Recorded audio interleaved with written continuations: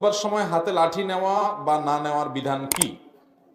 জুমার খুতবার সময় বা দুইদের খুতবার সময় বিভিন্ন বর্ণনা থেকে বোঝা যায় নবী করিম সাল্লাল্লাহু আলাইহি সাল্লামের হাতে লাঠি থাকতো এবং ধনুক থাকতো, হয় ধনুক অথবা লাঠি, এটার উপরে তিনি ভর করে হাত রেখে দাঁড়িয়ে খুতবা দিতেন।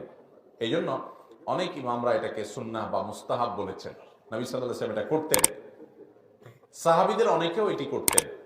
ইবনে শিহাব জুহরি রাহিমাহুল্লাহ বলেছেন যে খোলাফায়ে রাশিদুন এটা পরবর্তীতে করতেন, কিন্তু এটা করা ফরজ বা ওয়াজিব নয়, এবং এটা সুন্নাহ নাকি নিছক মুবাহ কিংবা সুন্নতে আদা কিংবা আপনার মুস্তাহাব, সেটা নিয়ে ফোকাহের মধ্যে মত পার্থক্য আছে। সেজন্য কেউ যদি না করেন সেটার জন্য তাকে আবার বাধ্যবাধকতা সৃষ্টি করাও যাবে না, কিন্তু এটা করাটা অনেক ইমামদের মতে মুস্তাহাব বা সুন্নাহ।